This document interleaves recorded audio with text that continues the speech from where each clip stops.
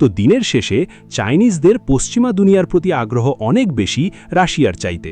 অর্থাৎ ব্যাপারটা হলো রাশিয়ার সঙ্গে সম্পর্ক আর চীন যেন উপরের দিক থেকে নেওয়া নিয়ম, যেখানে সরকার থেকে নির্দেশ আসে, কিন্তু আমেরিকা আর চীনের সম্পর্ক যেন নিচ থেকে উঠে আসে, যেখানে মানুষই নিজেদের ইচ্ছায় আমেরিকানদের সঙ্গে কাজ করতে চায়। তাই এটা একদম সমান সম্পর্ক না।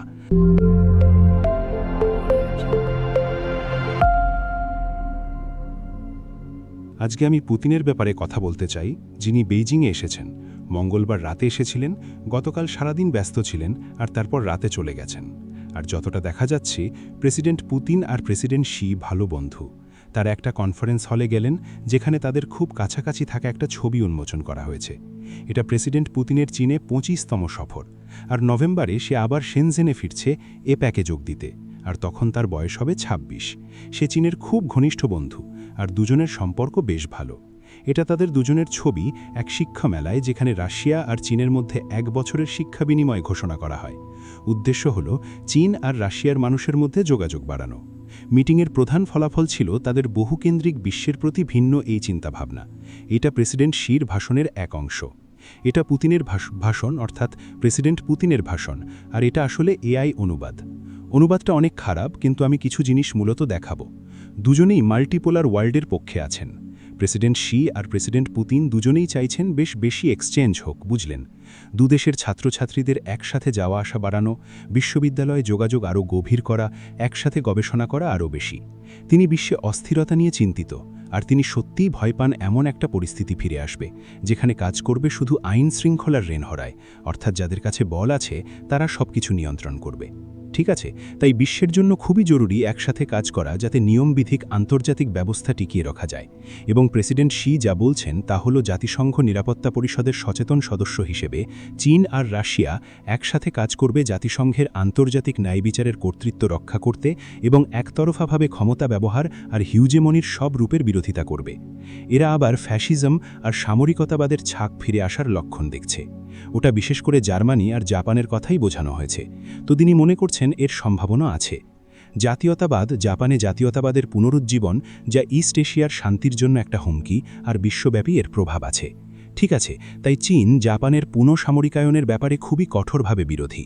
পুতিনও প্রায় একই কথা বলেছে, কিন্তু ভঙ্গি একদম আলাদা। আর এক কথা, পুতিন জান্তা প্রেসিডেন্টের চেয়ে অনেক বেশি সুস্পষ্ট নির্দিষ্ট সহকারী সহযোগিতার ক্ষেত্রগুলো নিয়ে কথা বলেছে। ধরো রাশিয়া চীন সামার গেমস আর বিভিন্ন মিডিয়া সংস্থার মধ্যে সহযোগিতার ব্যাপারে। আর সে বলে কিভাবে স্বাধীন ও শাসাসিত বিদেশনীতি বজায় রাখা জরুরি, একই সময় বিশ্বমঞ্চে স্থিতিশীলতা আনতে একসাথে কাজ করা দরকার, শান্তি আর সার্বজনীন সমৃদ্ধির জন্য। মস্কো আর বেইজিংয়ের ওই যৌথ আন্তর্জাতিক আইনের রক্ষার পিছনে এই যুক্তি আছে। ইউএন চার্টারের সব ধারা মিলিয়ে ব্যাপকভাবে এবং পারস্পরিকভাবে, বুঝলে। মানে ওরা একটাই বিষয় বলছে, কিন্তু জোর আলাদা। আর চীনে হচ্ছে খুব বেশি মনোযোগ দেওয়া হয় বর্তমান অবস্থায় এবং নিয়মভিত্তিক আন্তর্জাতিক শৃঙ্খলা বজায় রাখায়, বিশেষ করে জাতিসংঘের সর্বোচ্চ পর্যায়ে। আর জাতিসংঘে চীন আর রাশিয়া কাজ করবে গ্লোবাল স্টেবিলিটি নিশ্চিত করার জন্য। প্রেসিডেন্ট পুতিনের পক্ষে গুরুত্বপূর্ণ ব্যাপার হলো চীন আর রাশিয়া নেতৃত্ব দেবে বহুধ্রুব বিশ্ব গঠনে, বুঝেছ। তো এই দুইটা পুরো আলাদা ধারণা যে কিভাবে বিশ্বের গতি চলা উচিত। চীনা সিস্টেম বলে চলতি পরিস্থিতি যেটা আছে সেটাই রেখে দাও, আর আমরা সেভাবে সাপোর্টিভ ভূমিকা পালন করব। পুতিনের মতে রাশিয়া আর চীনই হওয়া উচিত এই নতুন বহুমেরু বিশ্বের নেতা। চীন হতে পারে নেতা, আর রাশিয়া হবে ছোট পার্টনার, কিন্তু বিশ্বব্যাপী স্থিতিশীলতা বজায় রাখতে আমাদেরই উদ্যোগ নিতে হবে। ঠিক আছে, এটা অনেক স্পষ্ট। এটা আসলে রাশিয়া আর চীনের যৌথ বিবৃতি, যেখানে তারা বহুমেরু বিশ্বের পক্ষে কথা বলছে এবং আন্তর্জাতিক সমাজকে আহ্বান জানাচ্ছে তাদের সম্পর্কের ক্ষেত্রে নিম্নলিখিত মৌলিক নীতিগুলো মেনে চলার জন্য। পরস্পরের প্রতি প্রথমত খোলা বাণিজ্য বজায় রাখা। ঠিক আছে, বিভিন্ন দেশের সার্বভৌমত্ব রক্ষা করা, সম্মতির মাধ্যমে সিদ্ধান্ত নেওয়া বজায় রাখা, মূলত জাতিসংঘের অধিকার রক্ষা করা এবং প্রতিটি দেশের সভ্যতাকে সম্মান করা, একটা সভ্যতাকে অন্যের ওপর অগ্রাধিকার না দেওয়া। বুঝেছ, এটা এমন কিছু যেটা রাশিয়া আর চীন দুটোই মানে। এখন এটা আসলে প্রেসিডেন্ট শির মাল্টিপোলার ওয়ার্ল্ড বা বহুমুখী বিশ্বের ব্যাপারে কথার অনেক ভালো অনুবাদ। তো চলো পড়ি। এখনকার বিশ্ব একদম শান্ত নয়। একতরফাবাদ আর পরিকল্পনাহীনতার কারণে বড় ক্ষতি হচ্ছে, আর পৃথিবী আবারও যুদ্ধে সংঘর্ষের যুগে ফিরে যাওয়ার ঝুঁকিতে পড়েছে। জাতিসংঘ নিরাপত্তা পরিষদের স্থায়ী সদস্য হিসেবে চীন আর রাশিয়ার অবশ্যই বড় দেশের মধ্যে থাকা দায়িত্বটা শক্তভাবে পালন করতে হবে। নিজেদের জাতির মর্যাদা, আন্তর্জাতিক ন্যায় বিচারের রক্ষা কবচ হয়ে দাঁড়াতে হবে। একতরফা জবরদস্তি আর ইতিহাসের চাকা পেছনে ঘোরানোর সব ধরনের কাজের বিরুদ্ধে কঠোরভাবে প্রতিহত করতে হবে। বিশেষ করে সব ধরনের উস্কানিমূলক চাল চেষ্টা বন্ধ করতে হবে। যেই সব ফলাফলকে অস্বীকার করে যা বিশ্বযুদ্ধ ২ এর বিজয় নির্দেশ করে, অথবা যেগুলো ফ্যাসিবাদ ও সামরিকতাবাদের আত্মাগুলোকে ফিরিয়ে আনার চেষ্টা করে, তারা মিলে একটা আরও ন্যায়সঙ্গত ও যুক্তিসঙ্গত বিশ্ব শাসন ব্যবস্থা গড়ার জন্য কাজ করছে। ঠিক আছে, অনেক কথা হলো, তবে আমি কিছু গুরুত্বপূর্ণ বিষয় তুলে ধরব। প্রথমত, প্রেসিডেন্ট সি যা বলছেন তা হল বিশ্বযুদ্ধ ২ এর ৩টি বড় বিজয়ী ছিল যুক্তরাষ্ট্র, রাশিয়া এবং চীন, এবং আমাদের নিশ্চিত করতে হবে যে এই ৩টি বিশ্বযুদ্ধ ২ শেষ করার পর যারা ৩টে দেশ জিতেছে তারা এখনও নিয়ন্ত্রণে আছেন। বুঝলে, এটা খুবই গুরুত্বপূর্ণ। প্রথমেই ইউএস, রাশিয়া আর চায়না হলো বন্ধু, শত্রু নয়, ঠিক? কারণ এখন অনেকেই বলে যে চায়না আর আমেরিকা দুনিয়া দখলের জন্য লড়াই করছে, কিন্তু প্রেসিডেন্ট সি বলেন না, সেটা সত্য নয়। আমরা বন্ধু, কারণ আমরা সবাই মিলে বিশ্বযুদ্ধ ২ জিতেছি। ঠিক আছে। দ্বিতীয়ত, তিনি আসল শত্রুদের সেই লোকগুলো মনে করেন যারা বিশ্বযুদ্ধ ২ এর নিয়মকানুন উল্টে দিতে চাইছে, আর ওগুলি তো অবশ্যই জাপান, জার্মানি আর ইসরায়েল। আর শেষত তিনি বলবেন সব একতরফা কাজ আর আধিপত্যবাদ খারাপ। বুঝছে, যদি তুমি একা করে অন্য দেশে যুদ্ধ ঘোষণা করো তা খারাপ। সোজাসাপটা, আমেরিকা যদি ভেনেজুয়েলাকে আক্রমণ করে সেটা খারাপ, আমেরিকা যদি ইরানকে আক্রমণ করে সেটা খারাপ, কিন্তু রাশিয়া যদি ইউক্রেনকে আক্রমণ করে, ঠিক আছে, এই কাঠামো অনুযায়ী সেটাও খারাপ। তার বলার লজিক অনুযায়ী ওটাও খারাপই। আসলে তো মনে হয় চীন আর রাশিয়া যেন ঘনিষ্ঠ বন্ধু, আর তারা একসাথে মার্কিন যুক্তরাষ্ট্রের বিরুদ্ধে ঐক্যবদ্ধ হবে। কিন্তু এই কথাটা দেখায় যে আসলে বিষয়গুলো তত সহজ না, ঠিক আছে? আর আমাদের বুঝতে হবে যে হ্যাঁ, চীন আর রাশিয়ার অনেক জায়গায় একসাথে কাজ করার সুযোগ আছে, কিন্তু সহযোগিতা যতটা মসৃণ ভাবা হয় ততটা হচ্ছে না। চলুন কয়েকটা উদাহরণ দেখা যাক। প্রথমেই চীন আর রাশিয়ার আর্থিক সহযোগিতা নিয়ে কথা বলি। রাষ্ট্রগুলো ব্যাপক উন্নতির মধ্যে আছে। ওই যে চীন রাশিয়া থেকে প্রচুর শক্তি আর সম্পদ চাইছে, তো তুমি ভাববে তারা যত তাড়াতাড়ি সম্ভব অবকাঠামো তৈরি করবে যাতে এই ব্যবসা সহজ হয়, তাই না?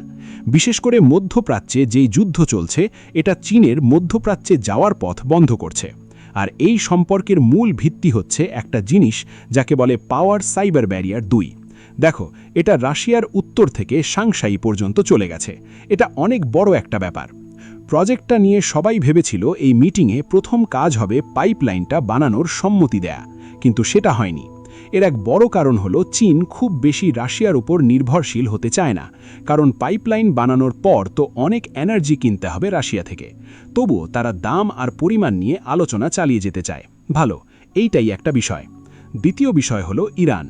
যেমনটা তুমি দেখতে পারছো, রাশিয়ারা পুরোপুরি ইরানেদের পাশে আছি, বুঝলেই তো? তাহলে ভ্লাদিমির পুতিন যা বললেন সেটা হলো আমেরিকার ইরান বোমা মারার কোনো সুযোগ সুবিধা ছাড়াই, একেবারেই অপ্ররোচিত হামলা যার কোনো যুক্তি নাই বা আগাম জানানো হয়নি। আমরা আমাদের দিক থেকে ইরানিদের সাহায্য করার চেষ্টা করছি। ঠিক আছে, এটা আসলে গত জুন মাসে যখন আমেরিকা ইরান বোমা মারছিল। অন্যদিকে চীনারা অনেক বেশি সূক্ষ্মদর্শী এবং কূটনৈতিক। তাই প্রেসিডেন্ট সি বলেছেন ইসরায়েলের সামরিক অভিযান ইরানের বিরুদ্ধে হঠাৎ করে উত্তেজনা বাড়িয়েছে। মধ্যপ্রাচ্যে উত্তেজনা চলছে, যুদ্ধ সংঘাত কোনো সমস্যার সমাধান না, বুঝলি? তাই চীনারা অনেকটাই সতর্ক আর কম আওয়াজ করছে। এটাই দেখায় যেখানে রাশিয়ারা নিজেদের এ অঞ্চলের মিত্রদের ব্যাপারে অনেক স্পষ্ট, চীন বিভিন্ন দেশের মধ্যে বিবাদের অংশ হতে চায় না। ঠিক আছে, এখন রাশিয়া আর চীনের মধ্যে একটা ব্যাপারে মিল আছে, সেটা হলো বাণিজ্য পথ। আগেই এই ক্লাসে বলেছি, আমেরিকারা চীনের গ্লোবাল অ্যাক্সেস বন্ধ করার চেষ্টা করছে। বাণিজ্য চলাকালীন তারা মালাক্কা প্রণালী বন্ধ করে দিতে পারে।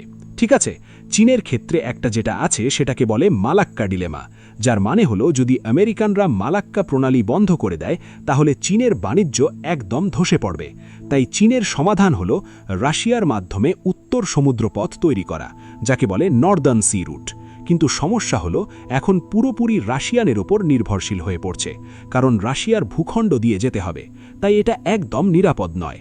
চীন বলেছে, জানো কি, আমেরিকা তোকে কিছু বলছি না, আমরা রুশদের সঙ্গে কাজ করব আসলে রাশিয়া আর চীনকে ব্যালেন্স করাই তাদের জন্য ভালো এতে দুই রুটই তারা খোলা রাখতে পারে বুঝলে এটা সবচেয়ে সাশ্রয়ী আর সবচেয়ে স্ট্র্যাটেজিক উপায় বিশ্ব বাণিজ্যে ঢোকার কিন্তু যত বেশি দেখবে রাশিয়া আর চীনের সম্পর্কের মধ্যে কিছু টেনশন আছে প্রথমেই বলতে হবে এই সম্পর্ক স্পষ্টভাবে চীনের পক্ষেই ঝোঁকে এইটা একটা ম্যাপ যেখানে রাশিয়া থেকে চীনে রপ্তানির একটা চার্ট আর যেমন তুমি দেখতে পারো মূলত এটাই এনার্জি কয়লা এলএনজি ক্রুড অয়েল তাই রাশিয়া আর চীনের কাছে রপ্তানির সীমিত ব্যাপার আর চীন রাশিয়াকে কি দেয় প্রধানত গাড়ি ইলেকট্রনিক্স আর মেশিনারি বুঝলে আসলে চীন যা করে রাশিয়ার রিসোর্সগুলো নেয় নিজের ফ্যাক্টরিতে তৈরি পণ্যের রূপ দেয় মেশিনারি বানায় তারপর আবার রাশিয়ার কাছে ফেরত পাঠায় এটা রাশিয়ার জন্য একদম খারাপ ডিল চীনের জন্য ভালো রাশিয়ার জন্য খারাপ বুঝলে এটাই একটা টেনশনের কারণ আরেকটা হলো টেনশনের মূল কারণ হলো নির্ভরতা বুঝলে মূলত চীন আর রাশিয়া হয়তো ভালো বন্ধু তবে দেখো তো রাশিয়ার অংশ চীনের আমদানি মেয়ে মাত্র ৫% আর রাশিয়ার অংশ চীনের রপ্তানিতেও মাত্র ৩%।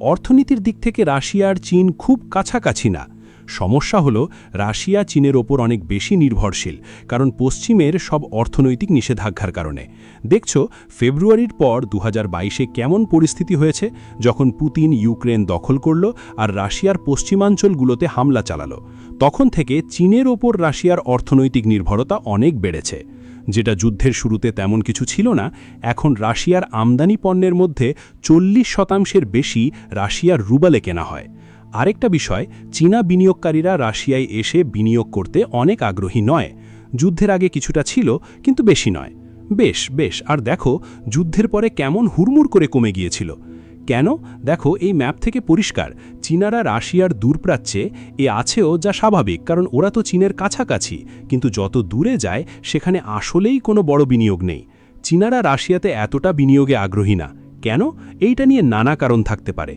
আমরা অনুমান করতে পারি প্রথম কারণটা হলো এবং এটা সত্যি গুরুত্বপূর্ণ ব্যাপার হলো চীনারা রাশিয়ার বিরুদ্ধে পশ্চিমাদের নিষেধাজ্ঞাগুলো মেনে চলছে রাশিয়ার সঙ্গে ব্যবসা করলেই পশ্চিমারা তোমার টাকা ব্যাংক থেকে তুলে নিতে পারে তোমাকে বিশ্ব আর্থিক ব্যবস্থার বাইরে ফেলে দিতে পারে আর চীনা বিনিয়োগকারীরা পশ্চিমাদের সঙ্গে সম্পর্ককে রাশিয়ার চেয়ে অনেক বেশি গুরুত্ব দেয় এইটাই প্রথম পয়েন্ট দ্বিতীয় পয়েন্ট হলো রাশিয়া বিদেশি বিনিয়োগকারীদের জন্য বেশ বন্ধুত্বপূর্ণ জায়গা নয় রাশিয়া আসলে অনেকটা বন্ধ ব্যবস্থা আর সেখানে ব্যবসা করা খুব কঠিন আপনি যদি আমেরিকাতে থাকেন আর আপনার টাকা আমেরিকাতেই রাখেন তাহলে আইনি দিক থেকে এবং কন্ট্রাক্টের মাধ্যমে আপনাকে সুরক্ষা দেওয়া হয় যদি কেউ আপনার সঙ্গে ঠকাবাজি করে আপনি তাকে আইনের কাছে এনে মামলা করতে পারেন আর সম্ভবত জিতেও যেতে পারেন কিন্তু রাশিয়ায় গেলে যদি আপনাকে ঠকায় তাহলে দুর্ভাগ্য রাশিয়া এখনও অনেকটা মাফিয়া পদ্ধতির মতো আর তৃতীয় কারণ যা আসলে বেশ ঝামেলার সেটা হচ্ছে চীনারা ডলার নিয়ে অনেক বেশি আগ্রহী রুবেলের থেকে তারা অনেক বেশি আগ্রহী ইউএস ডলার জমিয়ে রাখার মধ্যে বুঝেছ তারা রুবেলের চেয়েও ইউএস ডলার জমাতে অনেক বেশি উৎসাহী আর এইটাই হলো রাশিয়া চীন সম্পর্কের প্রধান সমস্যা যেখানে হ্যাঁ তুমি চীনারা রাশিয়ায় যেতে পারে বলে বলতে পারো অনেক ধরনের সহযোগিতার ঘোষণা করতে পারো কিন্তু দিনের শেষে চীনা বিনিয়োগকারীরা রুবেলের বদলে ইউএস ডলার চায় ঠিক আছে আরেকটা চার্ট আছে এখানে দেখো হ্যাঁ যেমন তুমি দেখতে পাচ্ছ চীনারা ক্রমেই বেশি করে রাশিয়ায় যাচ্ছে ঠিক আছে বুঝলে ঠিক এখন রাশিয়ায় প্রায় ৫০,০০০ জন চাইনিজ পড়াশোনা করছে কিন্তু এটা আমেরিকার তুলনায় একদম কিছু না কারণ চাইনিজদের কাছে ২০০৮ থেকে যখনই আর্থিক সামর্থ্য এসে যায় আমেরিকাতে পড়ার জন্য তখন দেখো একদম ঢেউয়ের মতো বুম আসে ঠিক আছে আর হয়তো চীনেই প্রায় ৬০,০০০ জন চাইনিজ রুশ ভাষা শিখছে তখন আর সবাই ইংরেজি শিখছে তো দিনের শেষে চাইনিজদের পশ্চিমা দুনিয়ার প্রতি আগ্রহ অনেক বেশি রাশিয়ার চাইতে অর্থাৎ ব্যাপারটা হলো রাশিয়ার সঙ্গে সম্পর্ক আর চীন যেন উপরের দিক থেকে নেওয়া নিয়ম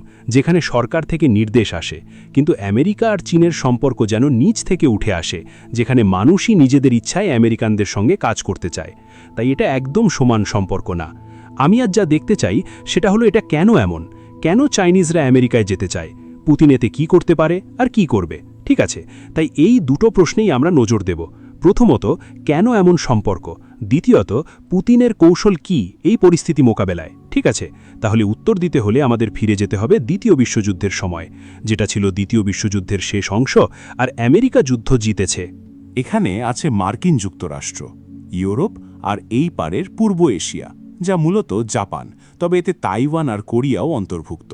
ঠিক আছে, দ্বিতীয় বিশ্বযুদ্ধ শেষ হয়েছে, আর আমেরিকার একটা সমস্যা আছে। তাদের কাছে অনেকগুলো কারখানা আছে যেগুলো ট্যাঙ্ক, মেশিনগান, প্লেন বানায়, আর এখন যুদ্ধটা শেষ হয়ে গেছে। তো এই ফ্যাক্টরিগুলো দিয়ে তুমি কি করবে? সবাইকে বলতেই পারবে না বাড়ি গিয়ে বেকার থাকো, বুঝলে? তাই তারা ইউরোপিয়ান আর এশিয়ানদের সঙ্গে একটা চুক্তি করে। মূলত চুক্তিটা হলো এই যে ইউরোপিয়ানরা আমেরিকানদের থেকে টেলিভিশন, রেডিও, সাইকেল, গাড়িসহ বিভিন্ন পণ্য কিনবে। কিন্তু তারপর ইউরোপ আর জাপানি বলে, আমাদের কাছে টাকা নেই। আর আমেরিকানরা বলে, তাই চিন্তা করো না, আমরা তোমাদের টাকা ঋণ বাবদ দেব। বুঝলে, আমরা শুধু তোমাকে পণ্য দেব না, তোমাকে পণ্য কেনার জন্য টাকাও ধার দেব। বুঝছো? আর অবশ্যই ওই টাকাটা হলো ইউএস ডলার। ইউএস ডলার আসলে একটা চুক্তি, কারণ আমেরিকানরা ইউরোপ এবং জাপান আর পূর্ব এশিয়ার দেশগুলোর কাছে ইউএস ডলার ধার দিচ্ছে। তাই তারা চায় ইউএস ডলারের যে মূল্য সেটা সত্যিই কিছু একটা থাকুক। তাই ইউএস ডলারকে সোনার মানের সাথে বেঁধে রাখা হয়েছে। মানে আমেরিকানরা যে কোনো সময় জাপানি আর ইউরোপিয়ানদের ওপর চাপিয়ে দিতে পারে।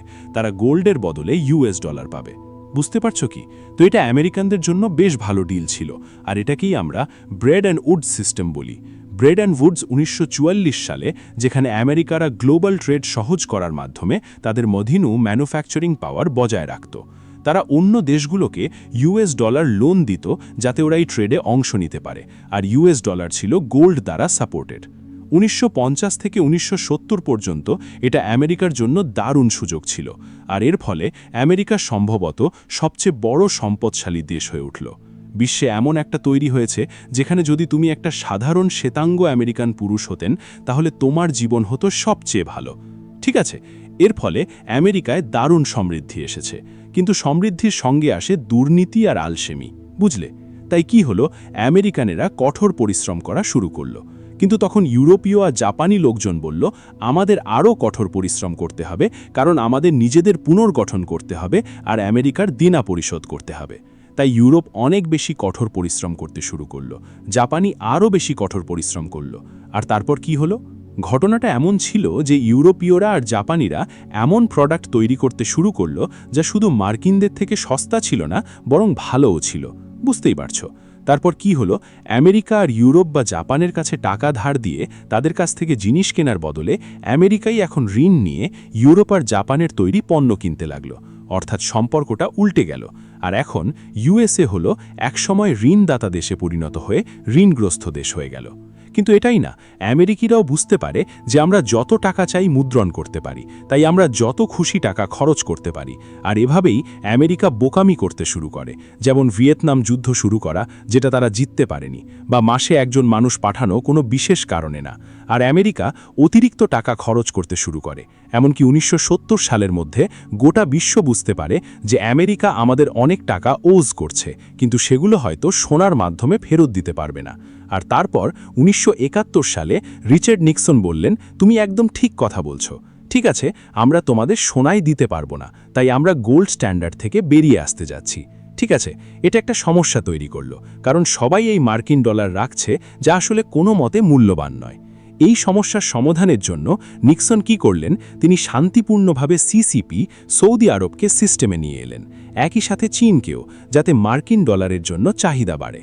তাই এখান থেকেই পেট্রো ডলার সিস্টেম শুরু হলো, কারণ এখন থেকে সৌদি আরব শুধুমাত্র নিজেদের তেল মার্কিন ডলারে বিক্রি করে। বুঝেছ? আর তাই এই সিস্টেম চালু ছিল। এখানে যা বুঝতে হবে সেটা হলো, আমেরিকারা এটা করেছিল না কোনো কৌশলগত কারণে, না দীর্ঘমেয়াদী চিন্তাভাবনা দেখানোর জন্য, বরং কারণ আমেরিকারা এখন ডলারের প্রতি আসক্ত হয়ে গেছে। তুমি কি এই ধারণাটা বুঝতে পারছো? এটা তোমাদের জন্য অনেক গুরুত্বপূর্ণ বুঝে নেওয়া।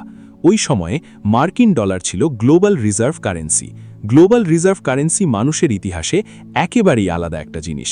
এর আগে এমন কিছু কখনো হয়নি। একটা এমন গ্লোবাল রিজার্ভ কারেন্সির কথা ভাবো, যেখানে একটা কারেন্সি অন্য সব কারেন্সির মূল্য নির্ধারণ করে। বুঝছো? এরকম আগে কখনো হয়নি। কি হয়েছিল?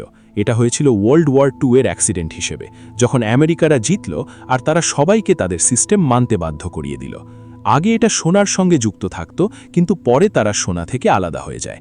তো এটা ইতিহাসের একদম বেআইনি একটা ঘটনা, আর আমেরিকার জন্য এটা অনেক কারণে খারাপ। প্রথম কারণ হচ্ছে, আমেরিকা হলো গ্লোবাল ট্রেডের গ্যারেন্টার। গ্যারেন্টার মানে কি? বৈশ্বিক বাণিজ্যের জন্য। তো প্রথমত এর মানে হলো তোমাকে অনেক বেশি ইউএস ডলার প্রিন্ট করতে হবে, বুঝেছ? লিকুইডিটি অ্যাক্সেস দিতে হবে, অনেক ডলার প্রিন্ট করতে হবে যাতে মানুষ ইউএস ডলার ব্যবহার করতে পারে। আর এতে তোমার সিস্টেমে মুদ্রাস্ফীতি তৈরি হয়, যা নিয়ন্ত্রণ করা কঠিন। দ্বিতীয় সমস্যা হলো একটা open capital account. Open capital account মানে কি? মানে হলো আমি যে কোনো সময় ইউএস ডলার এক্সচেঞ্জ করতে পারি, অর্থাৎ টাকা দেশে আসতে পারে আবার দেশের বাইরেও চলে যেতে পারে, এবং এটাই আসল সমস্যা। দেশের মুদ্রা নিয়ন্ত্রণ করতে চাইলে এটা সমস্যার কারণ হতে পারে। ভালো। তৃতীয়টা হলো ফিনান্সিয়ালাইজেশন, মানে মার্কিন ডলারের ব্যাপক চাহিদার কারণে তোমার অর্থনীতি ম্যানুফ্যাকচারিং থেকে ফিনান্সিয়ালাইজেশনে শিফট হয়ে যায়। ফিনান্সিয়ালাইজেশন বলতে বোঝায় গ্যামলিং করা, ঠিক আছে? এটা আমেরিকার জন্য খুবই খারাপ হয়েছে, আমেরিকান ইকোনমির জন্য। সমস্যা হলো সহজে টাকা পাওয়া গেলে সেটা আসক্তি হয়ে যায়, আর সেই সিস্টেমকে রক্ষা করার জন্য একমাত্র উপায় হলো সম্প্রসারণ, যুদ্ধ। তোমার তো মোটেই কোনো শত্রু নেই, তোমার সিস্টেম বাড়ানো মানে কোনো লাভ বা জায়েজ কিনা। তোমার নেশনের জন্য এটা ভালো না খারাপ তাও চিন্তা করো না, তোমার একটাই কাজ, সেটা হলো সিস্টেমটা বড় করা যাতে আমেরিকান ডলারের চাহিদা বাড়ে, কারণ তোমরা এতটাই এই ডলারে আসক্ত, বুঝছো? আর আমেরিকান ডলার রক্ষা করার জন্য তো যুদ্ধ করতেই হবে। তাই এই কারণেই আমাদের চীনের দিকে নিয়ে আসে।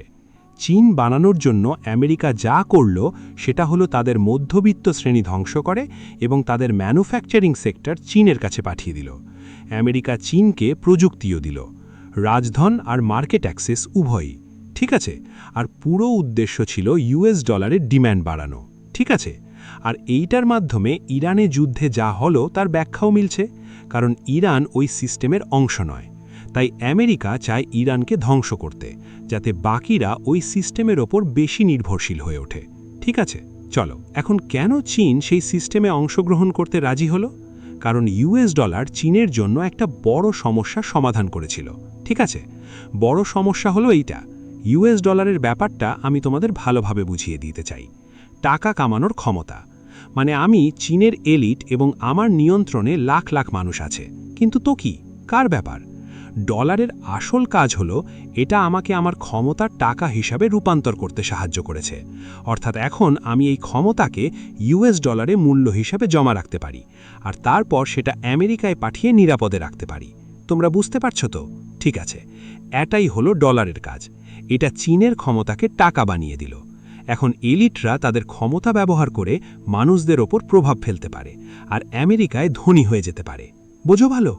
অর্থাৎ এই ব্যবস্থা থেকে দুটো বড় সুবিধাভোগী ছিল, যদিও এই সিস্টেমের কোনো আসল মানে নাই। প্রথমত, আমেরিকার উঁচু স্তরের লোকেরা, অর্থনৈতিক শ্রেণী, আর দ্বিতীয়ত চীনের রাজনৈতিক উঁচু স্তরের লোকেরা। বুঝতে পারছো? আর এই কারণে পুতিন আর রাশিয়ার জন্য চীনের সঙ্গে জোট তৈরি করা কঠিন, কারণ তাদের মানসিকতা হচ্ছে নিজেদের ক্ষমতাকে ইউএস ডলারের মাধ্যমে টাকার রূপে রূপান্তর করা। তাই মূল কথা হলো ইউএস ডলার, রাশিয়ার সঙ্গে সম্পর্ক না। বুঝলে? এখন অবধি কোনো প্রশ্ন আছে? হ্যাঁ, আমি মনে করি এটা চীনের আন্তর্জাতিক শিক্ষার সঙ্গেও মিলছে, যেখানে ধনী লোকরা আর এলিটরা তাদের বাচ্চাদের আমেরিকায় পাঠায়, রাশিয়ায় না। হ্যাঁ, ঠিক তাই। বুঝলে? চিন্তা করো, চীনের সমাজের একটাই লক্ষ্য এখন যতটা সম্ভব মার্কিন ডলার আয় করা, তাই তো? বাচ্চাকে আমেরিকা পাঠানোর কারণ হচ্ছে ইংরেজি শেখানো আর আমেরিকান ডিগ্রি পাওয়া। আমেরিকান সমাজে খাপ খাওয়ানো একটা পরিকল্পনার অংশ, বুঝছো তো? কারণ মহিলারা নিজে থেকেই কোনো কদর নেই। যদি বিকে ইউএস ডলারে রূপান্তর করো তবেই তার মান থাকবে। বুঝেছো? ভালো। তো এর মাধ্যমে আমেরিকা আর চীনের সম্পর্কটা বোঝা যায়। আর কেন রাশিয়ার পক্ষে এই সম্পর্কের ভেতরে ঢোকা এত কঠিন? কারণ রুশেরা আসলে চীনা এলিটদের কাছে কিছুই দিতে পারে না, ঠিক আছে? আসলে চীনা এলিটরাই মনে করে রাশিয়া একটা সমস্যা, কারণ তাদের মিলিটারিজম সারা বিশ্ব জুড়ে ছড়িয়ে আছে। বুঝলে? পুতিন যদি নতুন বিশ্ব ব্যবস্থা গড়তে চায় তাহলেই তাকে করতে হবে মার্কিন ডলারের বিশ্বময় রিজার্ভ কারেন্সি হিসাবে অবস্থা ধ্বংস করা। সেটাই তার আসল লক্ষ্য, খেলাতে সেটাই। যদিও সত্যি আমেরিকার সাম্রাজ্য ধ্বংস করতে চায়, ওকে মার্কিন ডলারের মান ধ্বংস করতে হবে। বুঝছো? আর ও যেভাবে সেটা করবে সেটা হলো মার্কিন ডলারের চাহিদা কমিয়ে দেওয়া। বুঝলি তো? ঠিক আছে, তাই আমরা এখন পুতিনের খেলা নিয়ে আলোচনা করব, ওর বড় প্ল্যান যে কিভাবে আমেরিকার ডলারকে ধ্বংস করা যায়। আগে একটা কথা স্পষ্ট করে দিই, সবাই না যে আমেরিকানরা মনে করে আমেরিকার ডলার বিশ্ব রিজার্ভ কারেন্সি হওয়া ভালো ব্যাপার। আসলে বেশিরভাগ আমেরিকানেরা যদি ওদের সিস্টেমটা বুঝিয়ে দাও বলবে, না ভাই, আমরা বিশ্ব রিজার্ভ কারেন্সি হতে চাই না, কারণ এক, এটা দুর্নীতি বাড়ায়, এর ফলে অনেক দুর্নীতিগ্রস্ত মানুষ আমাদের দেশে আসে, আরও অবৈধ অভিবাসীর যেন আমাদের দেশে আসা, এতে আমাদের ইরানের সাথে যুদ্ধ করতে হয়, এতে আমাদের ইসরায়েলকে সাহায্য করতেই হয়। তো হ্যাঁ, আমরা চাই না পৃথিবীর রিজার্ভ কারেন্সি হতেই। সমস্যা হলো তারা এতে আসক্ত, কারণ এতে টাকা খুব সহজে আসে, বুঝলে? তো এটা একদম উল্টো কথা। একদিকে আমেরিকানরা জানে পৃথিবীর রিজার্ভ কারেন্সি তাদের জন্য ভালো না, আবার অন্যদিকে তারা এতে আসক্ত। তাই আমেরিকা আসলে একটা মাদকাসক্ত দেশের মতো। আর তখন তুমি কি করবা? তো তুমি যা করতে পারো তা হলো একটা জিনিস যাকে বলে ফোর্স উইথড্রল, বুঝলে? ফোর্স উইথড্রল মানে তুমি আমেরিকার টাকার মুদ্রণ করার ক্ষমতাকে অস্বীকার করে দাও, বুঝছো? আর সেটা করার যা উপায় সেটা হলো ডলারের প্রতি বিশ্বের চাহিদাকে ধ্বংস করে দেওয়া, বুঝলাম তো? এতে আমেরিকা ক্ষতি করবে অনেক শর্ট টার্মে, মানে অর্থনৈতিক মন্দা, হয়তো গৃহযুদ্ধ, কিন্তু লং টার্মে এটাই একমাত্র উপায় হতে পারে আমেরিকাকে বাঁচানোর। ঠিক আছে, তাহলে চলেন আমরা পুতিনের গ্র্যান্ড স্ট্র্যাটেজি বুঝি, কিভাবে সে ইউএস ডলারকে ধ্বংস করতে চায়। আমি আরও বলবো, বিশ্বের সব নেতার মধ্যে আমি বলবো শুধু ভ্লাদিমির পুতিনটাই সত্যিই স্ট্র্যাটেজিক মনে হয়। ওকে, ওই লোকটাকে দেখো, লোকটা লম্বা সময় ধরে চিন্তা করতে পারে আর সময় মতো এক্সিকিউট করতে পারে। ও একটা চেস খেলোয়াড়, ঠিক আছে? আর সত্যি কথা বলতে ও একমাত্র বিশ্বনেতা যে এত দূর চিন্তা করতে পারে এবং এত স্ট্র্যাটেজিক্যালি প্ল্যান করতে পারে। তো চলো সেই স্ট্র্যাটেজি একটু দেখি। মূলত স্ট্র্যাটেজি খুব সোজা। অনেক দেশের ওপর আমেরিকারা তখনই স্যাংশন দিয়েছে আমি কিভাবে সম্পর্ক গড়া শুরু করতে পারি, এমনটাই চিন্তা ওর। এই দেশগুলোর সঙ্গে এখনও সংযোগ রাখে যাতে বিশ্বে অস্থিরতা সৃষ্টি করা যায়, বিশ্ব বাণিজ্যে বিশৃঙ্খলা ফেলা যায় এবং এর মাধ্যমে মার্কিন ডলারের স্থিতিশীলতা নড়বড়ে করা যায়। বুঝতে পারছেন? আর কিছু দেশ আছে যারা এই সিস্টেমে অংশ নেয় কিন্তু সিস্টেমের ব্যাপারে তারা খুশি নয়। তাহলে আমি কিভাবে তাদের আমেরিকার উপর নির্ভরতা থেকে আলাদা করে ফেলতে পারি? ঠিক আছে, এখানে এমন দেশগুলো আছে যাদের উপর আমেরিকানরা নিষেধাজ্ঞা আরোপ করেছে, যেমন রাশিয়া, ইরান, উত্তর Korea, Venezuela, Syria, Belarus, Myanmar. গ্রাম্য যুদ্ধের কথা বাদ দেন, ভেনেজুয়েলা আমেরিকানদের দখলে চলে গেছে, সিরিয়া ধ্বংসপ্রায়। তো এখন মূলত 4টি দেশ বাকি আছে, রাশিয়া, বেলারুস, ইরান আর উত্তর কোরিয়া। এই 4টে একসাথে মিলেমিশে কাজ করবে গ্লোবাল অর্ডার ভাঙচুর করার জন্য, যাতে আমেরিকান সাম্রাজ্য ধ্বংস হয়। বুঝেছো? চলো, তাই মূলত ইরান আর উত্তর কোরিয়া সবচেয়ে বড় ব্যাপার। ইরানের ব্যাপারে তো আমরা অনেক কথা বলেছি, আজকে আমি উত্তর কোরিয়া নিয়ে একটু বেশি বলবো। এখন রাশিয়া আর উত্তর কোরিয়া খুবই ঘনিষ্ঠ হয়ে গেছে। গত বছর, ঠিক আছে, দুঃখিত, এটা আসলে মাত্র 2 বছর আগের কথা, জুন 2024-এ পুতিন উত্তর কোরিয়ায় গিয়ে উত্তর কোরিয়ার সঙ্গে একটা পারস্পরিক প্রতিরক্ষা চুক্তি করেছিল। এটা অনেক বড় ব্যাপার, কারণ এই চুক্তির মানে হলো যদি উত্তর কোরিয়া কোনো আক্রমণের শিকার হয় তাহলে রাশিয়াকে মার্মিকভাবে উত্তর কোরিয়ার সাহায্যে আসতেই হবে, আর যদি রাশিয়া আক্রান্ত হয় তাহলে উত্তর কোরিয়াকে রাশিয়াকে রক্ষা করতে আসতে হবে। বুঝলেন? এটা অনেক বড় ব্যাপার, কারণ আগে উত্তর কোরিয়ার 1961 সালে চীনার সঙ্গেও একটা পারস্পরিক প্রতিরক্ষা চুক্তি ছিল, যা কোরিয়া যুদ্ধের পর স্বাক্ষরিত হয়েছিল। তাহলে আমরাও ভাবতে পারি যে উত্তর কোরিয়ার আসলে রাশিয়ার দরকার নেই, কারণ তাদের তো চীনা আছে তাদের রক্ষা করার জন্য। তাহলে কেন ভ্লাদিমির পুতিন আনুষ্ঠানিকভাবে কিম জং উনের সঙ্গে পারস্পরিক প্রতিরক্ষা চুক্তি স্বাক্ষর করছেন? এটা বেশ অদ্ভুত। ঠিক আছে, আমি মনে করি কয়েক বছর অপেক্ষা করলে বোঝা যাবে। আরেকটা কথা মনে রাখা দরকার, কিম জং উন রাশিয়ার ইউক্রেন যুদ্ধে অনেক সমর্থন দিয়েছেন। আসলে তিনি 10,000 সৈন্য ইউক্রেনে পাঠিয়েছেন, এবং উত্তর কোরিয়ার ব্যাপারটা এমন যে প্রথম দিকে তারা তেমন ভালো প্রশিক্ষণ পায়নি, শৃঙ্খলা ঠিকমতো মানে না। কিন্তু উত্তর কোরিয়ার ব্যাপারটা কি জানো? ওরা শেষ মুহূর্ত পর্যন্ত লড়াই করে। ঠিক আছে, ওদের নীতি থাকে শত্রুর কাছে আত্মসমর্পণ করা যাবে না। আর যদি কেউ আত্মসমর্পণ করে তাহলে তোমার পরিবারের কি হয় উত্তর কোরিয়ায় জানতে চাও? তো এইটার মাঝেই উত্তর কোরিয়ার আসল দোটানা থাকে। ওরা দারিদ্র্যেই ভুগছে, টেকনোলজিতে পেছনে, কিন্তু ওদের সৈন্যরা শেষ মুহূর্ত পর্যন্ত লড়াই করতে রাজি। আর আসলেই সেটাই ব্যাপার। যুদ্ধ জেতার চাবিকাঠি, ঠিক আছে? তো সবাই উত্তর কোরিয়ার ঠাট্টা করে, বুঝতেই পারো, কারণ ওটা একটা খুব দরিদ্র দেশ। যদি দেখো উত্তর কোরিয়াকে যদি দক্ষিণ কোরিয়ার সাথে তুলনা করো তাহলে প্রতি ব্যক্তির জিডিপি মাত্র $771, কেবল এতটুকুই। কিন্তু দক্ষিণ কোরিয়ার জিডিপি তো $33,000 ওপরে, বিশ্বের অন্যতম সেরা। এই ম্যাপটা দেখো, স্যাটেলাইট থেকে নৈশভোজে কোরিয়ান উপদ্বীপের ছবি। এটা দক্ষিণ কোরিয়া আর এটা উত্তর কোরিয়া। অনেক বড় পার্থক্য বন্ধুরা, আসলেই অনেক বেশি পার্থক্য। ঠিক আছে, কিন্তু যুদ্ধে এই জায়গাটা ওই জায়গাকে হারাবে, বুঝছো? কেন? কারণ এই ক্লাসে তোমাদের গেম থিওরি শেখানো হয়। আর যদি দেখো যুদ্ধে কিভাবে লড়াই হয় আর কারা জিতে, যেসব সমাজ যুদ্ধ জিতে তাদের 3টে বৈশিষ্ট্য থাকে, ঠিক? তারা এনার্জেটিক, তারা ওপেন, আর তাদের মধ্যে সংহতি থাকে। এখন আমাদের জন্য যা বোঝাটা জরুরি সেটা হলো যত গরিব হবে তত বেশি সম্ভাবনা থাকবে এনার্জেটিক, ওপেন আর সংহত থাকার, বুঝলে? আর তুমি বলো, দেখ সাউথ কোরিয়া তো ধনী, ওদের আছে টেকনোলজি, আছে অনেক অস্ত্রশস্ত্রও আছে, আমেরিকার সমর্থনও আছে। পশ্চিমা পুঁজিবাদী সমাজগুলোর সমস্যা হলো ওরা বেশ অনেকটা ব্যক্তিবাদের দিকে ঝুঁকে থাকে, আর পাশাপাশি বেশ ভরসা করে বসে থাকে, আর অসমতার সমস্যা থাকে, বুঝলি? আর এটা বুঝে যাওয়া যায় জন্মহার দেখে। উত্তর কোরিয়ার ফার্টিলিটি রেট এখনও 1.81, খুব ভালো না হলেও ভালোই বলা যায়, কিন্তু দক্ষিণ কোরিয়ার তো 0.81 মাত্র। তো 50 বছর পর দক্ষিণ কোরিয়া তার 80% মানুষ লস করবে।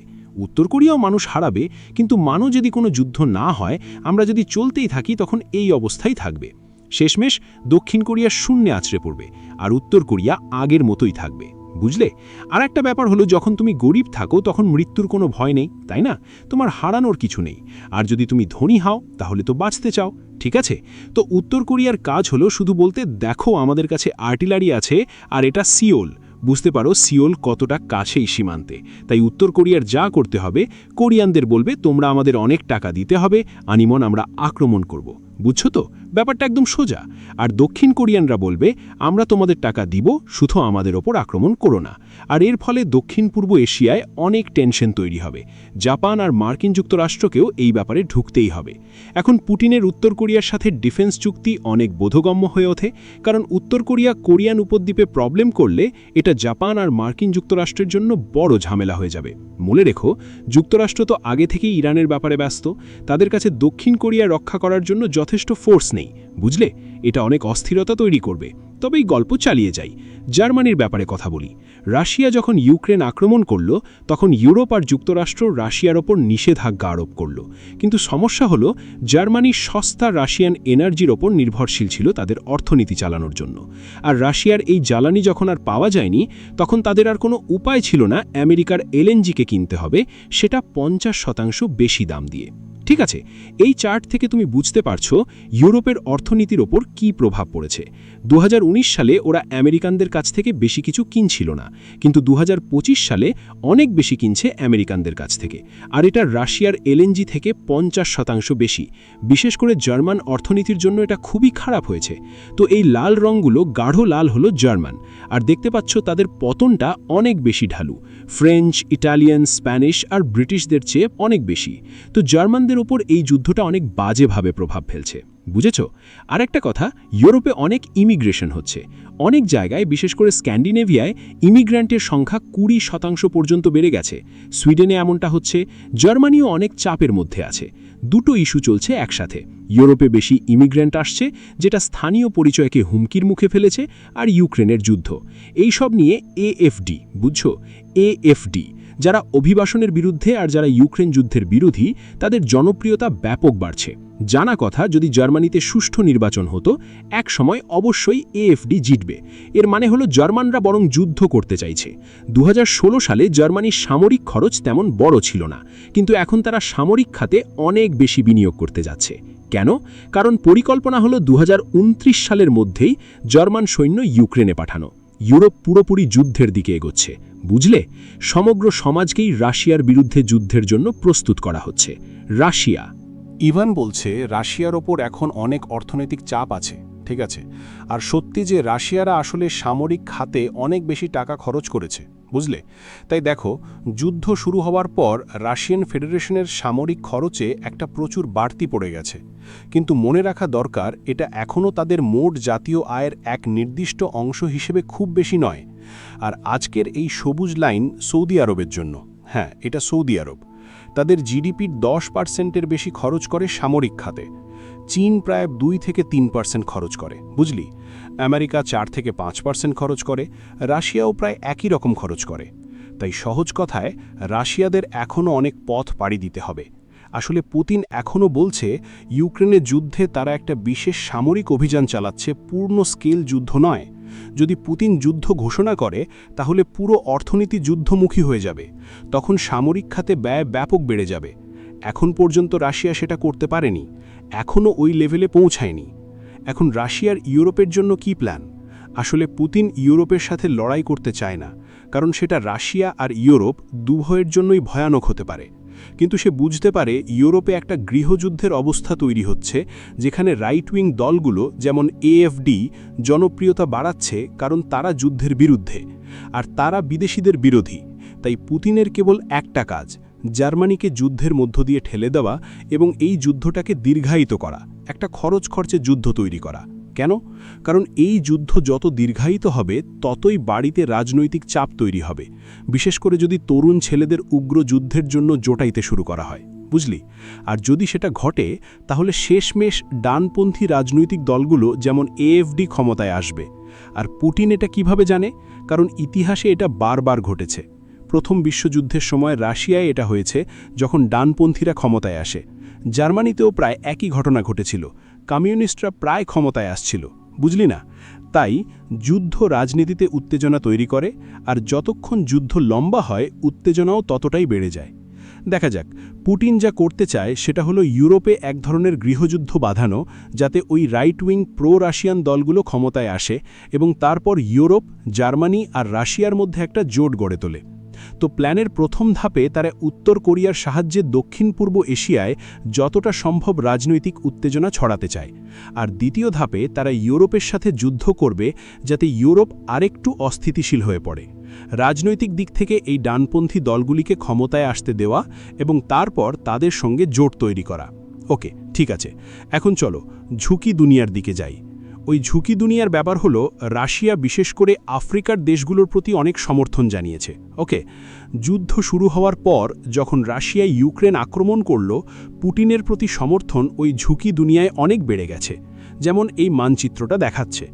এখন প্রশ্ন হচ্ছে, রাশিয়া ইউক্রেন আক্রমণ করেছে, তাহলে মানুষ পৃথিবী জুড়ে কেন রাশিয়াকে সমর্থন দেয়? তার কারণ হলো গল্প বা বর্ণনা। ওয়েস্টার্ন দৃষ্টিকোণ থেকে ইউক্রেন একদম নির্দোষ দেশ, আর রাশিয়া আগ্রাসী, তাই স্পষ্ট রাশিয়া ভুল নয়। কিন্তু যদি তুমি পশ্চিমের অংশ না হও, যদি তুমি দক্ষিণের অংশ হও, তখন তুমি বুঝবে পশ্চিম মহৎ বা বড়লোক নয়, বরং একটা ঔপনিবেশিক গোলমাল। আর রাশিয়া নিজের জন্য লড়াই করছে, বুঝেছ? ন্যাটো অনেক বেশি বিস্তার করছিল, ইউক্রেন পশ্চিমের প্রভাব নিচ্ছিল, আর তাই রাশিয়া নিজের রক্ষা করছিল। আর আলহামদুলিল্লাহ, পুতিন আর রাশিয়া এখন আমেরিকানদের বিরুদ্ধে দাঁড়াতে পারে, বুঝলি? কারণ আমরা দক্ষিণ থেকে আমেরিকানদের নির্যাতনে পড়ছি সারাবেলা। তাই আফ্রিকায় রাশিয়ার প্রতি সমর্থন অনেক বেশি, যেটা গত 20 বছর ধরে পশ্চিমা সাম্রাজ্যতন্ত্রের শিকার। দেখা যাচ্ছে রাশিয়া আর আফ্রিকার মধ্যে একটা ভালো সহযোগিতা চলছে, অনেক ব্যবসা বাণিজ্য হচ্ছে, সঙ্গে সেনাবাহিনী সংক্রান্ত সহযোগিতাও আছে। নিউক্লিয়ার শক্তি কেন্দ্র বানানোরও কথা চলছে, তাড়াতাড়ি তৈল সন্ধান আর নিকেল উৎপাদনও চলছে। আফ্রিকায় অনেক রুশ ভাড়া মানব আছে, তারা সাধারণত আমেরিকা সমর্থিত গ্রুপগুলোর সঙ্গে লড়াই করে কন্টিনেন্টের নিয়ন্ত্রণ পেতে। চীনও আফ্রিকায় বেশ অ্যাক্টিভ। চীনের ব্যাপারটা এমন যে তারা সামরিক হস্তক্ষেপের বদলে বেশি ফোকাস করে অর্থনৈতিক উন্নয়নে। রুশরা আফ্রিকায় পুরোটা কৌশল ব্যবহার করে, মানে তারা শুধু লড়াই নয়, মানুষের হৃদয় আর মন জিততেও চাচ্ছে। আমরা জানি, কারণ রাশিয়ারা প্রচুর প্রচার কার্যক্রমে সময় আর এনার্জি খরচ করে, বুঝতে পারছো? আর রাশিয়ার পতাকা ওই জায়গায় যেখানে তারা প্রচার অভিযান চালায়। আর তুমি দেখছো চীন আফ্রিকায় প্রচারের ব্যাপারে তত ঢেউ তুলেনি। তো পুতিনও আসলে এমন একটা গল্প তৈরি করতে চায় যে রাশিয়া পশ্চিমা সাম্রাজ্যবাদ থেকে পৃথিবীকে মুক্তি দিচ্ছে।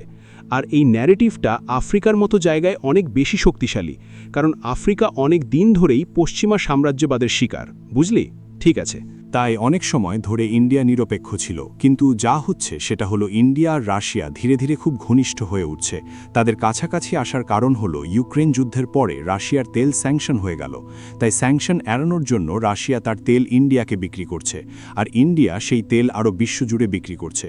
দেখবেন পরের কয়েক বছরে রাশিয়া আর ইন্ডিয়ার মধ্যে অনেক মজবুত সম্পর্ক গড়ে উঠবে।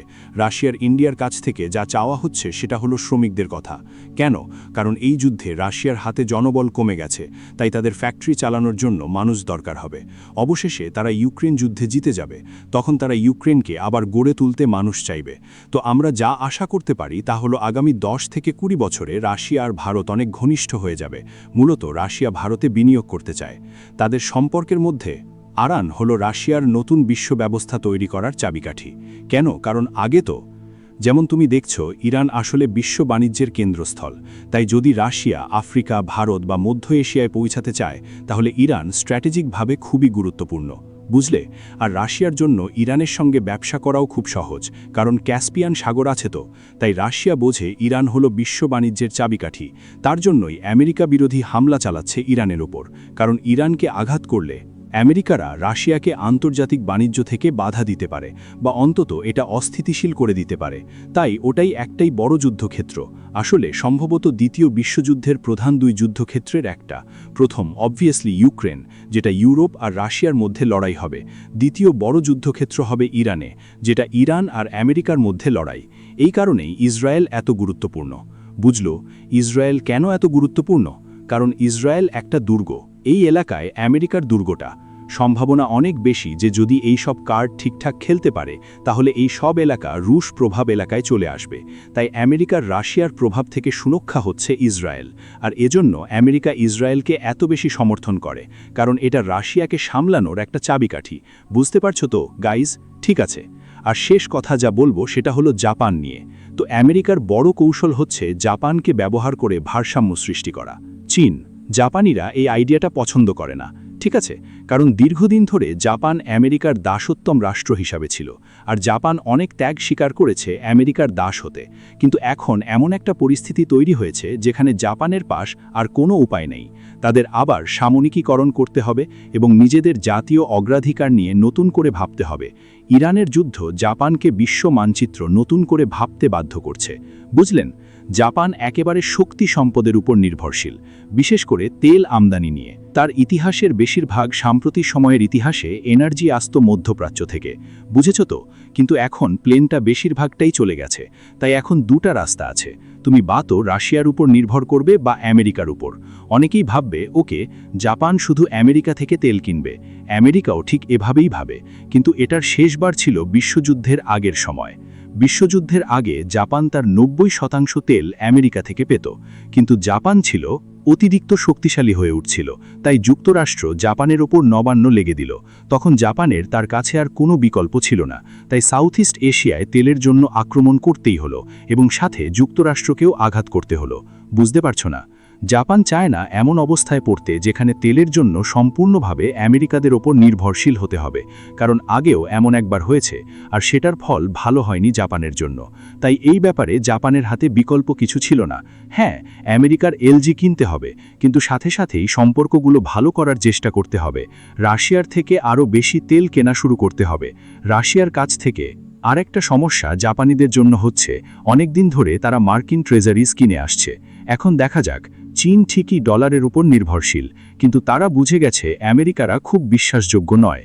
তারা অনেক টাকা ছাপাচ্ছে, অনেক ঋণে ডুবে আছে। তাই চীনারা মার্কিন ডলার আর ট্রেজারিজ বেচে দিচ্ছে, কিন্তু জাপানিরা ট্রেজারিজ কেনা বাড়াচ্ছে। কেন তারা এমন করছে? কেন? অর্থাৎ আমেরিকার ট্রেজারি আর আগের মতো তেমন দাম রাখে না, তবুও জাপানিরা কেনা মাত্রই আমেরিকার ট্রেজারি কেনে। উত্তর হলো, এটা প্রায় কিসের যেন একটা ভর্তুকি বা ঘুষ আমেরিকানদের জন্য। বুঝছেন তো? আমেরিকার অনেক সৈন্য জাপানে আছে, তাই জাপান একটা উপনিবেশ, আর তুমি তোমার আমেরিকানদের ঘুষ দিচ্ছ যাতে তারা তোমাকে রক্ষা করে আর তোমার দিকে হাত না বাড়ায়। এবং তারা যেভাবে এটা করে সেটাকে বলা হয় ইয়াং ক্যারি ট্রেড, আর এটা একদম বোকামি। ঠিক আছে, কিন্তু একটু শোনো, আমি বুঝিয়ে দিই এটা আসলে কি। তো ইয়েন ক্যারি ট্রেড মানে হলো জাপানের ব্যাংকগুলো জাপানি কোম্পানিগুলোর কাছে 0% সুদে লোন দেয়, বুঝলি? অর্থাৎ তুমি যদি বড় কোনো জাপানি কোম্পানি হও আর টাকা দরকার হয়, তুমি সরাসরি ব্যাংকে গেলে বিনা সুদে টাকা পাবে। এরপর তুমি ওই টাকা নিয়ে গিয়ে মার্কিন ট্রেজারি বন্ড কিনতে, যেগুলোর সুদ প্রায় 5%, বুঝছো? তাই ঠিক এ কারণেই জাপানিরা ব্যাপকভাবে মার্কিন ইউনিয়ন ট্রেজারিজ কেনাচ্ছে, কারণ এটা বক্স অন্যায় টাকা, একদম চুরি করা টাকা। কিন্তু সমস্যা হলো, যেমন তুমি ভাবতেই পারো, এটা জাপানের অর্থনীতির জন্য বৃথা সমস্যা করছে, বুঝলে? আর রাজনীতি ও বিশ্ব রাজনীতি যখন আরও খারাপ হতেই থাকবে, জাপানের পছন্দ নেই, তাদের টাকা মার্কিন যুক্তরাষ্ট্র থেকে ফিরিয়ে আনতেই হবে, মানে মার্কিন ট্রেজারিজ বিক্রি করতে হবে। তাই আমেরিকার যা করতে হবে সেটা হলো এই সব দেশগুলোর উপর চাপ দিয়ে জাপান আর চীন অবিরত মার্কিন ট্রেজারিজ কিনবে। আর এই কারো আজ ঠিক আছে, কিন্তু একটু শোনো, আমি বুঝিয়ে দিই এটা আসলে কি। তো ইয়েন ক্যারি ট্রেড মানে হলো জাপানের ব্যাংকগুলো জাপানি কোম্পানিগুলোর কাছে 0% সুদে লোন দেয়, বুঝলি? অর্থাৎ তুমি যদি বড় কোনো জাপানি কোম্পানি হও আর টাকা দরকার হয়, তুমি সরাসরি ব্যাংকে গেলে বিনা সুদে টাকা পাবে। এরপর তুমি ওই টাকা নিয়ে গিয়ে মার্কিন ট্রেজারি বন্ড কিনতে, যেগুলোর সুদ প্রায় 5%, বুঝছো? তাই ঠিক এ কারণেই জাপানিরা ব্যাপকভাবে মার্কিন ইউনিয়ন ট্রেজারিজ কেনাচ্ছে, কারণ এটা বক্স অন্যায় টাকা, একদম চুরি করা টাকা। কিন্তু সমস্যা হলো, যেমন তুমি ভাবতেই পারো, এটা জাপানের অর্থনীতির জন্য বৃথা সমস্যা করছে, বুঝলে? আর রাজনীতি ও বিশ্ব রাজনীতি যখন আরও খারাপ হতেই থাকবে, জাপানের পছন্দ নেই, তাদের টাকা মার্কিন যুক্তরাষ্ট্র থেকে ফিরিয়ে আনতেই হবে, মানে মার্কিন ট্রেজারিজ বিক্রি করতে হবে। তাই আমেরিকার যা করতে হবে সেটা হলো এই সব দেশগুলোর উপর চাপ দিয়ে জাপান আর চীন অবিরত মার্কিন ট্রেজারিজ কিনবে। আর এই কারো আজ ইরানের যুদ্ধর কারণ, বুঝছো? বিশ্বের এনার্জি সাপ্লাই কন্ট্রোল করার জন্য আর আমেরিকার টাইম অনেক কমে আসছে। কারণ হচ্ছে, যত বেশি মানুষ মার্কিন ডলার বেচে দিচ্ছে, তত বেশি লোক মার্কিন ট্রেজারিজ কেনার থেকে বিরত আছে। তখন সমস্যা শুরু হয়ে যায়। প্রথমত হলো ঋণের সুদ। এখন ঋণ 39 ট্রিলিয়ন। ধরে নিই সুদের হার 5%, তাহলে আমেরিকানদের প্রতি বছর $2 ট্রিলিয়ন দিতে হবে। শুধুমাত্র সুদের টাকা হিসাবে $1 ট্রিলিয়ন দিতে হচ্ছে। এটা বুঝতে পারো? ওকে, এটা দারুণ একটা সমস্যা। দ্বিতীয় সমস্যা হলো, যখন মানুষ ইউএস ট্রেজারিজ কিনতে নারাজ, তখন তোমাকে তাদের বেশি সুদ দিতে হবে, বুঝেছ? এখন 5% থেকে সেটা বেড়ে 6% হয়েছে। এটা আমেরিকার জন্য একটা বড় বিপদ। তাই আমেরিকাকে এখনই ব্যবস্থা নিতে হবে। ট্রেজারি সুদের হার কমাতে হবে। আর ট্রেজারি সুদের হার কমানোর একমাত্র উপায় হলো মানুষকে বাধ্য করা ইউএস ট্রেজারিজ তোমার কাছ থেকে কিনতে। এটাকে বলতে পারো একটা যুদ্ধ চলছে। রাশিয়া আর আমেরিকার মধ্যে চলছে একটা লড়াই, পুতিন আর ট্রাম্পের মধ্যকার। পুতিন চাইছেন সবাই ইউএস ট্রেজারি কিনবে না, আর ট্রাম্প জোর করে সবাইকে ইউএস ট্রেজারি কিনতে বাধ্য করতে চাইছেন, বুঝতে পারছো? আর এটাই এখনকার যুদ্ধটা হচ্ছে, বুঝছো? এই পরিস্থিতি নিয়ে কোনো প্রশ্ন আছে? ঠিক আছে। আমেরিকা কেমন করে শেষ হবে বা আমেরিকা কেমন করে ধ্বংস হবে যদি পুরো বিশ্ব আর আমেরিকা নিজেই ইউএস ডলারে এতটাই আসক্ত থাকে? থামো, প্রশ্নটা আবার বলতে পারবে?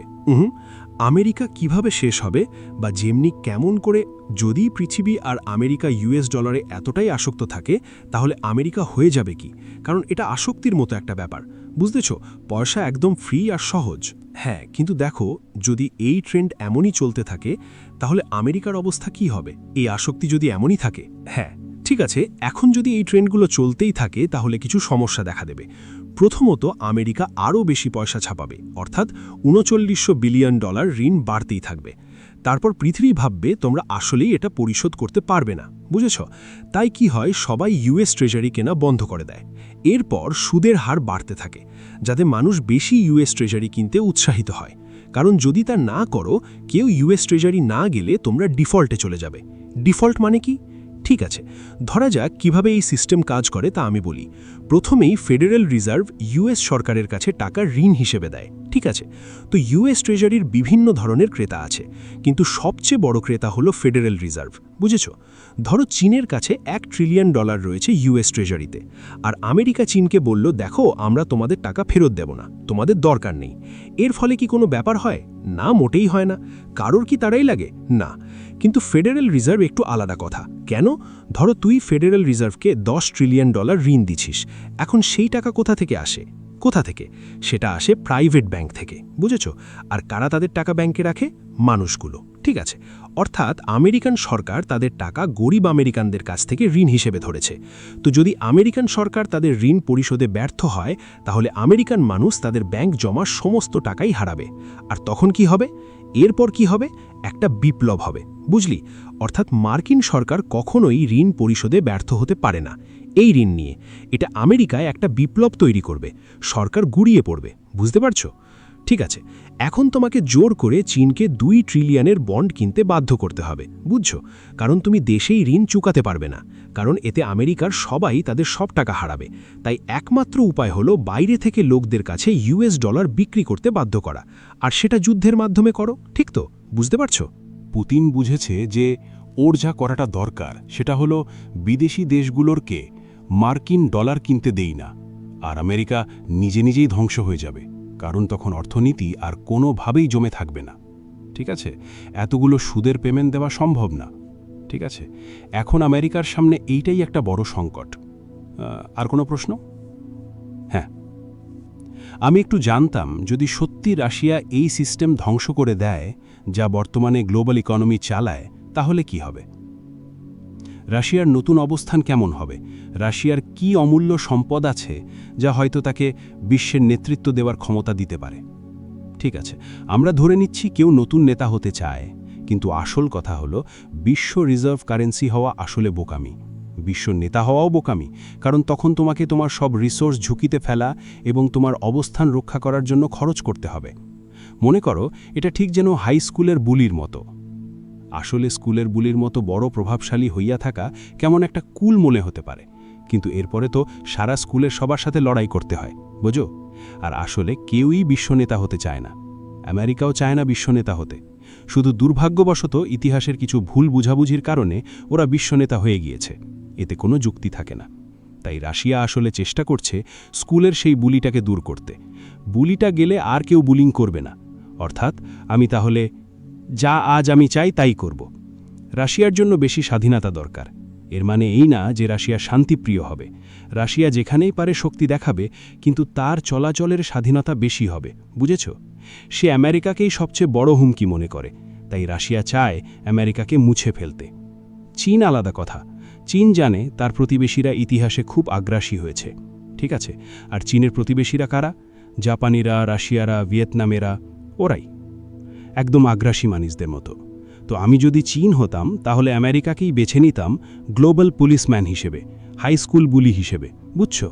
কারণ সত্যি কথা বলতে যদি আমেরিকা বুলি না হয় তাহলে আর কেউ বুলি হবে, আর আমি রাশিয়ার থেকে আমেরিকার সঙ্গেই থাকতাম অনেক বেশি ভালো ব্যাপার। তাই রাশিয়া আর চীনের সম্পর্ক অনেক বেশি অস্থির যতটা সবাই ভেবে থাকে তার চেয়ে। দুই দেশেরাই এখন একে অপরের সঙ্গে ভালো থাকার ফায়দা বোঝে, কিন্তু দীর্ঘমেয়াদে সেটা ভিন্ন হতে পারে। শেষ পর্যন্ত বিচ্ছেদ হবে, কারণ তাদের স্বার্থ আসলে একসাথে মিলছে না, বোঝো? তো পুতিনের পরিকল্পনা হচ্ছে চীনের সঙ্গে ভালো বন্ধু হিসেবে থাকাটা। সে জানে যে চীন দীর্ঘমেয়াদে আমেরিকার পাশে থাকবে, রাশিয়ার নয়। কিন্তু অল্প সময়ের জন্য পুতিন যতটা পারেন চেষ্টা করবে যেন চীন তার বন্ধু হয়, ঠিক আছে? তাই তার দরকার চীন নিরপেক্ষ থাকে। সবচেয়ে খারাপ হবে যদি চীন রাশিয়াকে হুমকি হিসেবে দেখে, আর চীন ও আমেরিকা মিলে রাশিয়ার বিরুদ্ধে হাত মেলায়। সিস্টেম, ঠিক আছে? এটা কোনোভাবেই মানে হলো না। হ্যাঁ, ঠিক আছে। আরও একটা প্রশ্ন হলো, অর্থনৈতিক সিস্টেম ধ্বংস হলে কি সেটা আমেরিকার বিশ্ব পুলিশি অবস্থায় প্রভাব ফেলবে? কারণ আমরা আগে বলেছিলাম যে এই গ্লোবাল ইকোনমিক সিস্টেম মূলত আমেরিকার সামরিক শক্তির ওপর দাঁড়িয়ে রয়েছে। কিন্তু যদিও এই সিস্টেম আর্থিকভাবে ধ্বংস হয়, তার মানে এই না যে আমেরিকার সামরিক শক্তি কমবে। তাহলে কেন রাশিয়াকে এত স্বাধীনতা দেবে যাতে তারা এমনভাবে চলে? ঠিক আছে, শোনো, আসল কথা হলো তোমার সেনাবাহিনী আসে তোমার জাতীয় রাষ্ট্র থেকে, বুঝেছো? তোমার সেনাবাহিনী আসে তোমার জাতীয় রাষ্ট্র থেকে। কেন? কারণ তোমার জাতীয় রাষ্ট্রই অস্ত্র যোগায়, অস্ত্র বানায়, মানুষ দেয় যারা সৈন্য হয়, আর তহবিল যোগায়, ঠিক আছে? ধরো এই জাতীয় রাষ্ট্র এখন একটা বিপ্লবের মধ্যে আছে, যেখানে মানুষ সরকার বিরোধী যুদ্ধে লড়ছে। সেনাবাহিনীর কাছে আর কিছু করার নেই, তাদের পিছু হটতে হবে আর এই বিপ্লব দমন করার চেষ্টা করতে হবে, বুঝতে পারছো? তাই আমেরিকা পুরো জাতটাই যদি বিঘ্নিত হয়ে পড়ে, তাহলে সেই দেশ বিশ্বকে রক্ষা করার আগ্রহ রাখবে না। এটা তো মূর্খতার আর কিছু নয়। তখন তাকে পিছনে সরে যেতে হবে, বুঝলি? আর হতে পারে আমেরিকা এত কারণ হাসি খুশি না যে তার সামরিক বাহিনী বিদেশেই থাকে, কিন্তু যদি তা হয়ও তবুও সামরিক বাহিনীকে একটা অন্য জাতির আড়ালে থাকতে হবে। তাই এখন তাকে আমেরিকা থেকে অন্য জাতিগুলোর দিকে ধাবিত হতে হবে। আমি ভেবেছি যদি এমন হয়, সামরিক বাহিনী ছিটকে অন্য 3টে জাতিকেই সাহায্য দেবে এমন কিছু গঠন করতে পারে। দেশগুলো হলো জাপান, জার্মানি আর ইসরায়েল। অর্থাৎ আমেরিকার বিভিন্ন মিলিটারি থিয়েটার আলাদা আলাদা দেশকে তাদের হোস্ট হিসেবে পাবে, বুঝলে? তাই আমেরিকার বাহিনী পূর্ব এশিয়ায় জাপানকে সাপোর্ট করবে, ইউরোপে তারা জার্মানি সাপোর্ট করবে, মিডল ইস্টে তারা ইসরায়েলকে সাপোর্ট করবে, ঠিক আছে? কিন্তু তাদের একটা জাতীয়গত দেশ দরকার হোস্ট হিসেবে, বুঝেছ? সব ঠিক? তো পরের দিন সপ্তাহে ফাইনাল পরীক্ষা হবে।